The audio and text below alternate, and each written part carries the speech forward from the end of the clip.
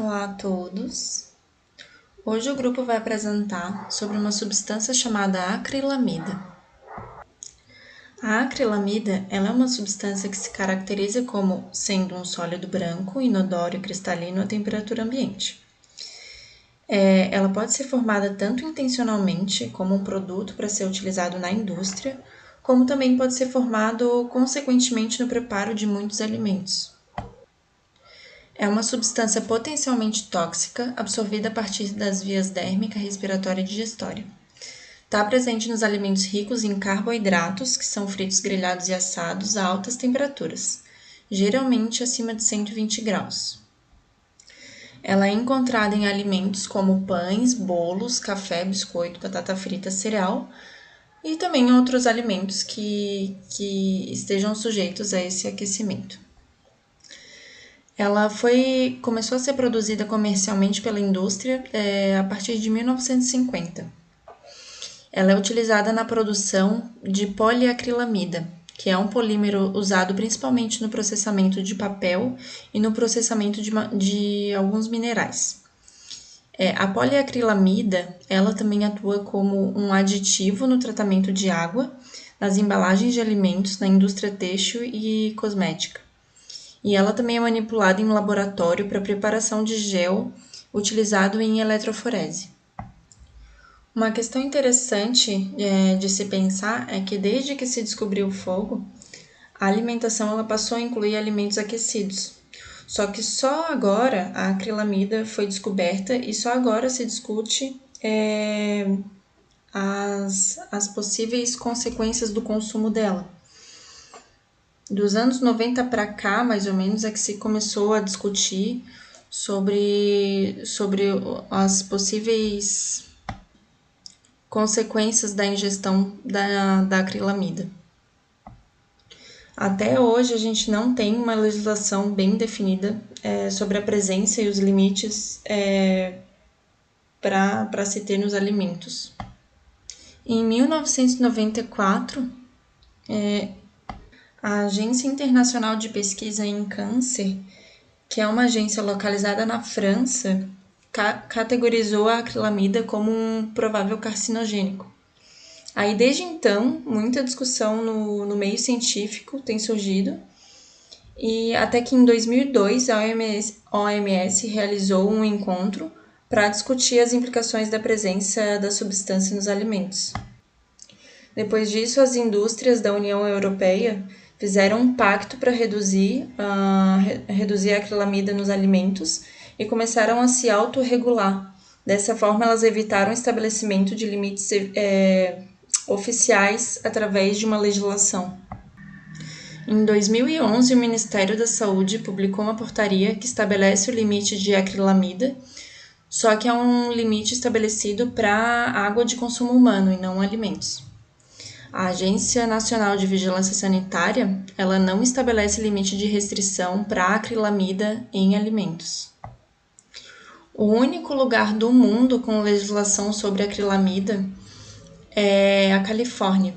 Lá eles têm a Proposta 65, que é uma lei sobre água potável e substâncias tóxicas, que abrange não só a questão da acrilamida, mas também outras substâncias tóxicas, outras 900 substâncias tóxicas.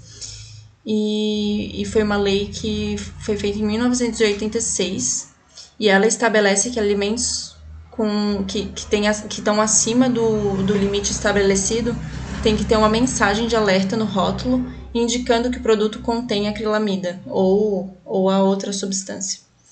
Essa medida ela vale para vários tipos de alimentos, inclusive quem exporta alimento para a Califórnia tem que estar conforme, tem que ter o produto com essa notificação, com esse alerta. Formação da acrilamida em alimentos. A hipótese da formação da acrilamida em alimentos possui um contexto histórico que envolve um desastre ambiental, onde alguns trabalhadores tiveram exposição à acrilamida. Então, a análise de indicadores sanguíneos de exposição à acrilamida em trabalhadores expostos e não expostos foram realizados, o que houve um espanto, pois não houve diferença relevante entre eles. Diante disso, Na busca da compreensão de tal fato, pesquisadores fizeram análises em ratos do mesmo sexo submetidos a dietas à fritura e uma dieta sem fritura. A hipótese foi confirmada: alimentos fritos contêm mais acrilamida, o que levou à eliminação das fontes de exposição já conhecidas, como a poliacrilamida e o aquecimento da matéria orgânica por cigarro. Acabaram apontando para o alimento como a principal fonte de acrilamida. Então, fizeram uma pesquisa na população sueca com os alimentos mais padrão alimentar, que alimentos submetidos a temperatura acima de 160 graus. Então, a formação da acrilamida é proporcional ao grau de escurecimento desses alimentos durante a cocção, sendo eles proteínas, carnes, taxas moderadas de acrilamida, e carboidratos, batatas, taxas maiores de acrilamida. Também houve a presença de acrilamida nos alimentos quando assados, fritos ou torrados, sendo cereais, batatas e café. Então, resultados apontam a necessidade de maior esclarecimento sobre a formação da acrilamida durante a cocção. Estudos de bioindicadores através da determinação de adultos seriam uma ferramenta importante na avaliação de ingestão de acrilamida pela dieta. Então, mecanismo de formação da acrilamida em alimentos. Eles também estão envolvidos em influências de fatores externos, como tempo, temperatura e pH, utilizados no processamento e preparo do alimento. Podem ser também a partir do envolvimento da reação de Maillard na formação de acrilamida. A reação de Maillard é responsável pela cor e sabor adquirido pelo alimento nos processos de cocção. A reação de Maillard também é conhecida como escurecimento não enzimático ou bulbing químico. É um tipo de alteração provocada por causas químicas. Pigmentação marrom, na qual é produzida pela melanoidina. A reação de Maillard indica concentrações altas de acrilamida, pois os açúcares redutores e aminoácidos livres são também precursores de características de sabor e crescimento do alimento durante seu preparo, o qual ocorre paralelamente à formação de acrilamida. A reação de Maillard envolve uma cascata de reação. Estudos buscam esclarecer os principais estágios que são responsáveis pela maior geração de acrilamida. Aqui, então, tem um mecanismo de formação da reação de Maillard. A gente tem no início dessa reação a união dos grupos amino e carbonila. A partir dessa reação se verifica um rearranjo conhecido como de Amadori, a degradação de Stricker e algumas reações intermediárias, de onde surge o hidroximetil furfural, cuja polimerização dará origem à melanoidina. O papel da aspargina. A aspargina tem um papel importante no mecanismo da formação de acrilamida. A reação de Maillard envolve alguns aminoácidos, em especial a asparagina, na qual pode produzir acrilamida. Portanto, evidências apontam a asparagina como o principal aminoácido envolvido na reação de Maillard, um dos precursores-chave do mecanismo da formação de acrilamida. Então, aqui a gente tem a degradação de Stricker de aminoácidos, onde o agrupamento R do aminoácido determina a formação do aldeído Stricker depois de reagir com compostos de carbonilas. Consequentemente, ocorre a formação de aminocetonas, que são compostos responsáveis pela característica do odor exalado pelo alimento durante o preparo. Então, aqui a gente tem algumas semelhanças estruturais entre a asparagina, aldeído de Stricker e a acrilamida. E o mecanismo de formação da acrilamida a partir da aspargina. Então, a partir da formação do aldeído Stricker, após a reação com as compostos descarbonilas da aspargina, a formação de compostos intermediários, que estão aqui, que não são identificados. Então, no final, temos a acrilamida. Considerando que a acrilamida pode ser formada em diferentes etapas da produção e processamento de alimentos, estratégias de redução da concentração da acrilamida vêm sendo propostas ao longo do tempo, de acordo com o surgimento de novas informações sobre o assunto.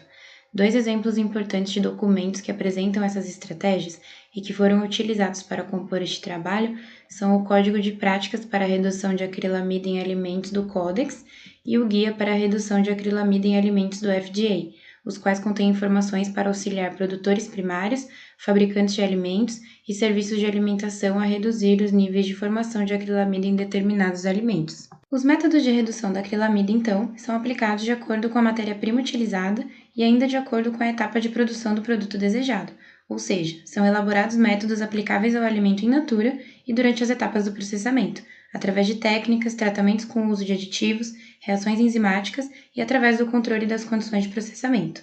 Serão abordados os principais alimentos sobre os quais são observados estudos em relação à formação da acrilamida: a batata, alguns cereais, principalmente o trigo, e o café. Na batata in natura, um alimento rico em amido, a maneira inicial de se reduzir a acrilamida é selecionar cultivares de batata com o menor teor de açúcares redutores, precursores da reação. Além disso, o armazenamento em temperaturas abaixo de 6 graus Celsius e com restrição de oxigênio estimula uma maior produção de açúcares redutores pela batata, e, portanto, essas práticas devem ser evitadas. Durante o processamento da batata, cortes mais finos ou em cubos devem ser evitados, pois a formação de acrilamida se dá na superfície do alimento, então quanto maior a área superficial exposta a essa reação, maior a formação da acrilamida. O branqueamento também pode ser utilizado, já que auxilia na lixiviação tanto da asparagina quanto de açúcares redutores da superfície da batata antes da exposição às temperaturas de cozimento. O pH, por favorecer a reação de Maillard, também pode ser reduzido através de tratamentos anteriores ao cozimento, como a imersão das batatas em soluções com sais de cálcio e sódio ou acidulantes, por exemplo.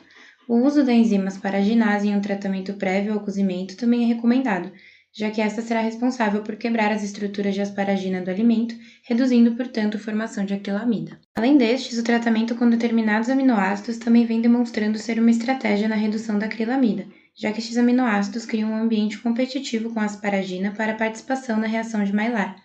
Por fim, alguns estudos vêm identificando fontes antioxidantes aplicáveis ao processo produtivo de batatas fritas, para a redução de acrilamida, e os resultados mais promissores estão relacionados à adição de extrato de alecrim aos óleos de fritura, porém novos estudos ainda devem ser realizados. Para a produção de produtos à base de cereais, cultivares com menores concentrações de asparagina devem ser selecionados, e blends de farinha podem ser considerados, selecionando um segundo cereal com baixo conteúdo de asparagina, sem que a escolha comprometa o valor nutricional do produto.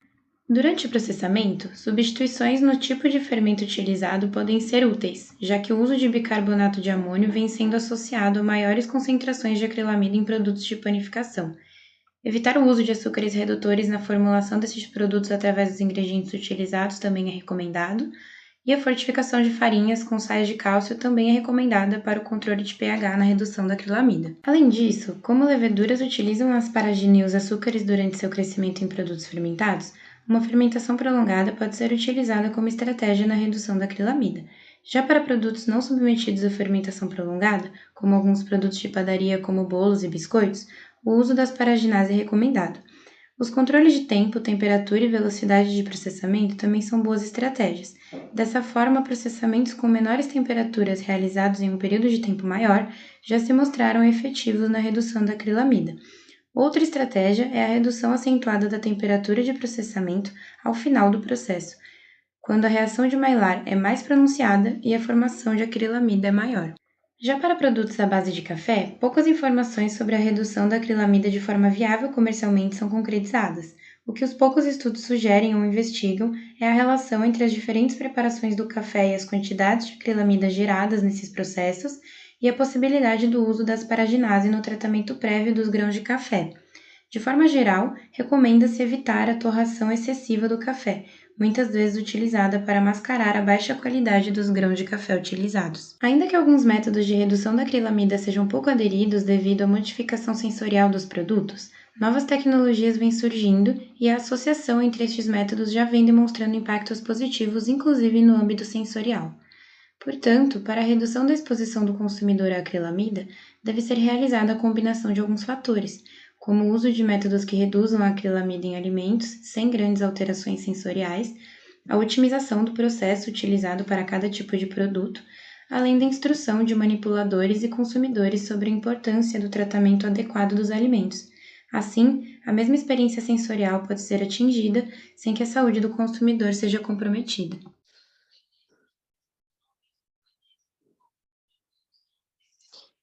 os efeitos tóxicos. Então, um dos efeitos tóxicos é o neurotóxico, que age no sítio terminal do nervo, causando disfunção das sinapses com degeneração eventual. Daí pode causar déficit motor, sensorial e autônomo. Outro efeito tóxico é na reprodução e no desenvolvimento, só que não tem evidência epidemiológica dos efeitos tóxicos nesse, só tem em animais, mas não no aparelho reprodutor humano. Mas já que os dados experimentais são relevantes, então é bom considerar possíveis efeitos.